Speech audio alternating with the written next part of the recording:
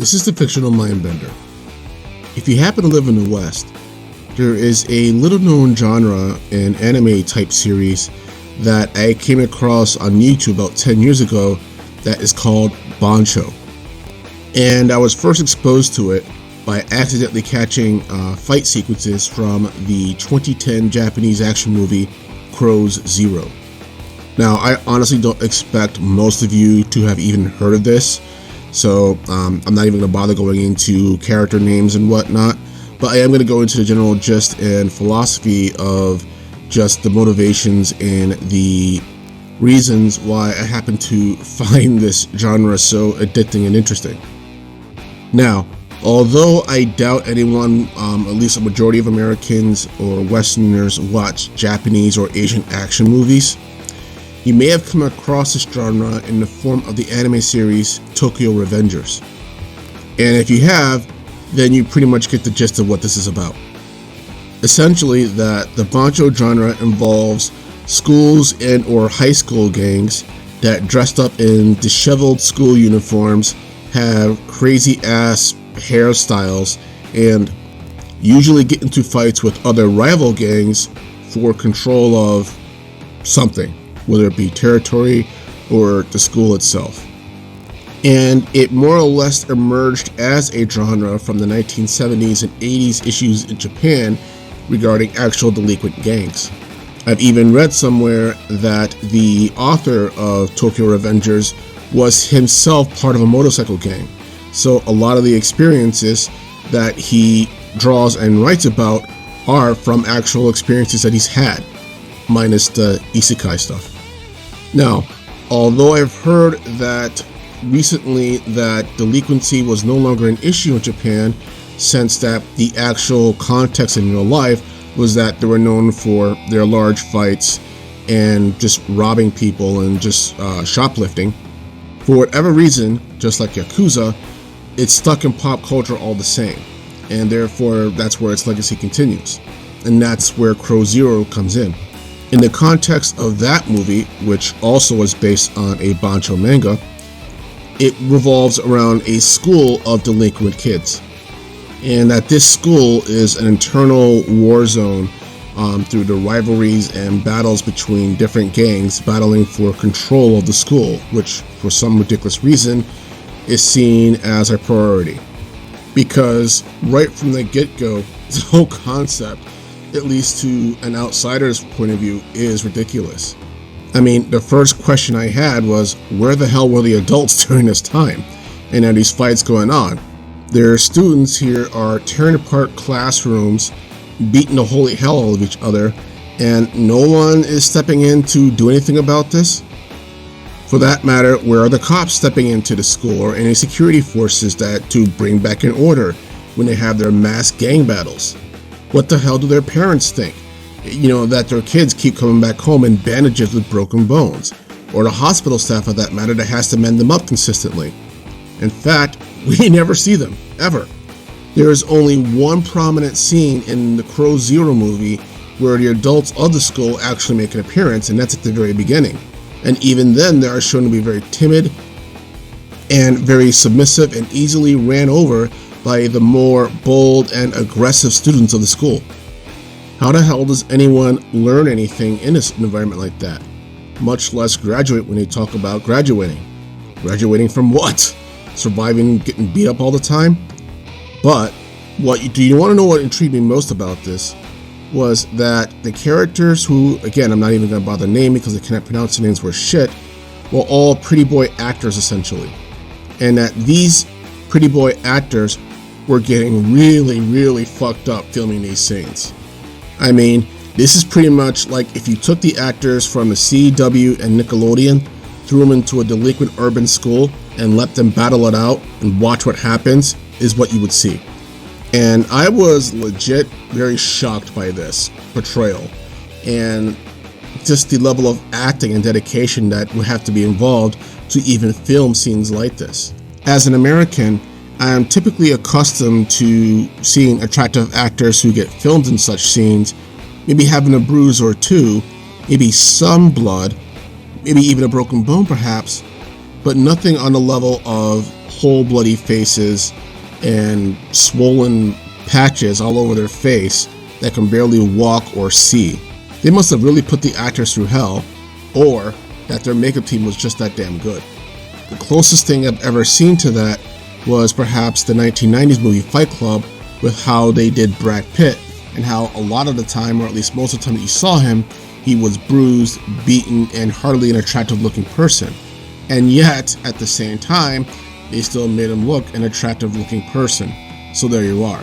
And fun fact about myself, I am a very big fan of Asian action movies because of its lack of jerky cam that has prominated the action movies in the West for so long. Therefore, you're watching blow for blow and frame by frame as these kids beat the hell out of each other. And as strange and perhaps sadistic as this sounds, as both a viewer and a philosopher, I could appreciate the effort put into communicating the cost and the toll that the violence that takes place on these people puts on them. For real, this genre, and especially these movies, were like Lord of the Flies on acid. I mean, on the norm, you have at least one or two massive gang fights that start with all the factions on one side of the battlefield or the other, and just suddenly running at each other like a bunch of samurai yelling and screaming at each other, but without the swords. It's almost hard to believe that any of that was choreographed, and whoever did the choreography for that did a really damn good job. Much less the cinematography did a really good job just keeping track of all the chaos that was going on. And yet, that was the door for me for the appeal to kick in. You see, I got swept up in the microcosm that these worlds represent and the characters that they live in. That they're not fighting for universal order or world justice or anything so large and metaphysical per se. They're fighting for something much more localized and personal. Reign of the school or just prestige.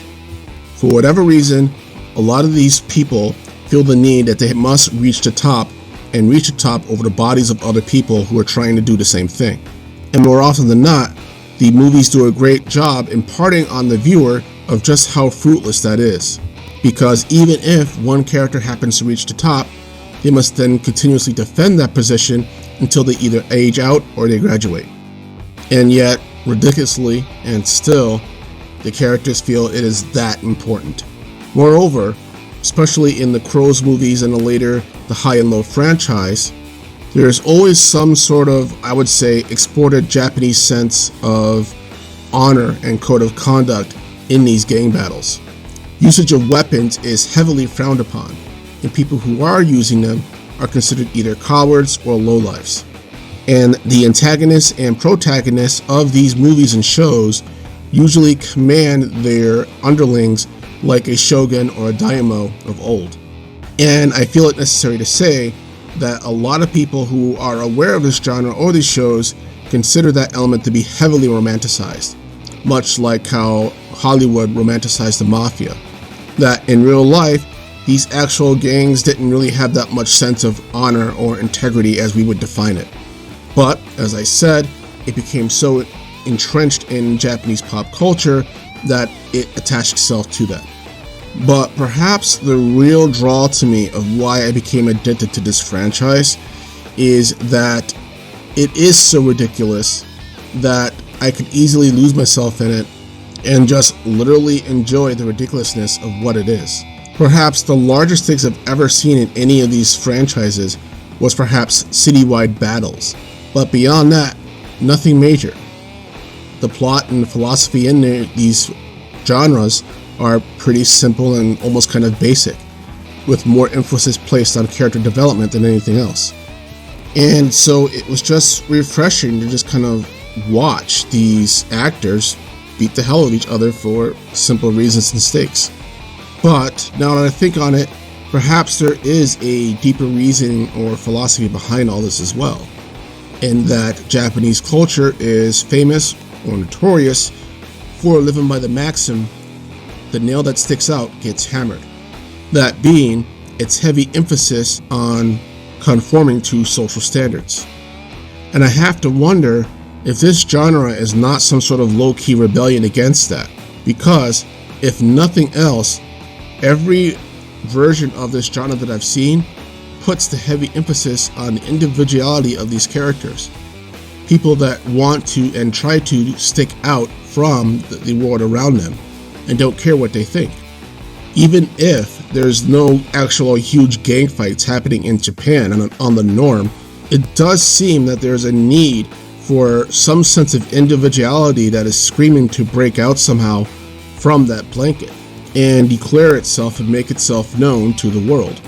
And indeed, I've seen 2 movies of the franchise, Crow Zero and High Low the Worst X, where it ends on a declaration by the protagonist about how the gangs and the people who are involved in them want to be that way, and they want to live their lives that way, despite the fact that they know that they're going to be looked down upon and spit on by the society at large, but that it's their choice and that they revel in that choice. And for a society that to outsiders is well known for people being kind of quiet and more low-key than submissive, so I wouldn't say submissive for sure, but just definitely being non-confrontational, that's a pretty big deal of being so individualistic that you're willing to come into actual conflict with the outside world and not care. And this is definitely a genre I see sticking to Japan only. I can't see Hollywood doing any kind of imitations of this, or at least not to the level that Japanese media tends to take it. And I believe that largely due to the fact that we already have problems with gangs where we actually kill each other and violence in the nation as well. So that movies that may or may not inspire young people to meet in large areas that have mass shootouts or battles with each other, well, people would actually die, is something no one needs and that we would be quite afraid of happening here, especially given Hollywood's timidity towards creating the wrong image or sending the wrong message to the masses. And those are my thoughts on the Bancho genre and just the movies and manga that it produces. If by chance you are somewhat familiar with this, again, whether it be through anime or through something else, feel free to comment below as to what your thoughts on it are. Maybe you got a different impression of it or Japanese culture from that. But otherwise, this is the Fictional Mindbender, and have a good day.